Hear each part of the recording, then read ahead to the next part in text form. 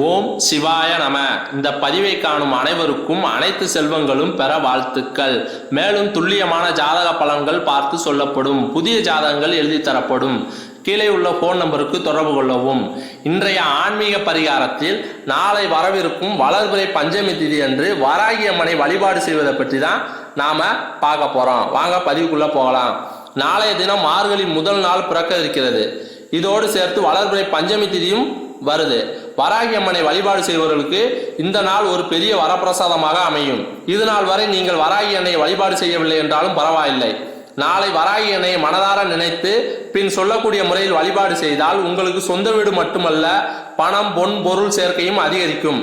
நாளை மார்கழி மாதத்தில் பிரம்ம முகூர்த்த நேரத்தில் வராகி அன்னையை எப்படி வழிபாடு செய்வது என்பதை பற்றி பார்ப்போம். நாளை மார்கழி மாதம் என்பதால் பிரம்ம முகூர்த்த நேரத்தில் இந்த பூஜையை நீங்கள் செய்துவிட வேண்டும். அதாவது நாளை அதிகாலை வேளை 4 மணியிலிருந்து 5:30க்குள் இந்த வேண்டுதலை வராகி தாயிடம் வைக்க வேண்டும். பூஜை அறையில் வழக்கம் போல விளக்கேற்றி விடுங்கள். நிலைவாசலிலும் விளக்கேற்றி வைத்து விடுங்கள். வராகி அன்னைக்கு ஒரு டம்ளரில் பானகம் நெய்வேத்தியமாக வைத்தாலும் போதும். இல்லை என்றால் ஒரு மாதுளம்பழம் வாங்கி நிவேதனம் செய்யுங்கள். செல்வ கடாச்சம் அதிகரிக்கும். அடுத்தபடியாக இந்த வழிபாட்டிற்கு நமக்கு தேவையான பொருள் நவதானியம், வெல்லம். ஒரு கிண்ணத்தில் நவதானியத்தை கொட்டி பூஜை அறையில் வைத்து விடுங்கள். நவதானியம் எல்லாம் சேர்ந்தது போல ஒரு பாக்கெட்டு கடையில வாங்கிக்கோங்க. கட்டி வெல்லம், அச்சு வெல்லம் அல்லது பனை வெல்லம் எது வேண்டும் என்றாலும் பயன்படுத்திக்கலாம். கட்டியாக இருக்கக்கூடிய வெல்லத்தை எடுத்துக்கொள்ளுங்கள். ஒரு எலுமிச்சம் அளவு வெள்ளைக்கட்டி எடுத்துக்கோங்க.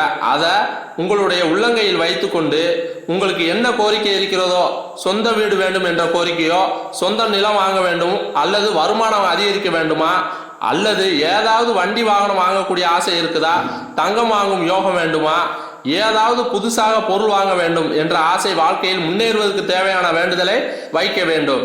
ஏனென்றால் இதுவரை வளர்பிறை பஞ்சமி திதியில் என்ன வேண்டினாலும் அது அப்படியே கிடைக்கும். ஆகவே கஷ்டத்தை மட்டும் சொல்லி வேண்டாதீங்க. உங்களுடைய வாழ்க்கை தரத்தை உயர்த்துவதற்கு என்ன தேவையோ அதை வராகி தாயிடம் வேண்டுதலாக வைத்து கையில் இருக்கும் வெள்ளக்கட்டியை அந்த நவதானியத்தின் மேலே வைத்து விடுங்கள். கற்பூர ஆரத்தி காண்பித்து வழிபாட்டை நிறைவு செய்து கொள்ளுங்கள். ஞாயிற்றுக்கிழமை மாலை வரை அந்த நவதானியம் வெள்ளக்கட்டியும் அப்படியே பூஜை அறையில் இருக்கட்டும். ஞாயிற்றுக்கிழமை இரவு அந்த நவதானியத்தை எடுத்து தண்ணீரில் கொட்டி ஊற வையுங்கள். திங்கட்கிழமை காலை கொண்டு போய் ஒரு பசுமாட்டிற்கு இதை சாப்பிட கொடுத்து விட வேண்டும்.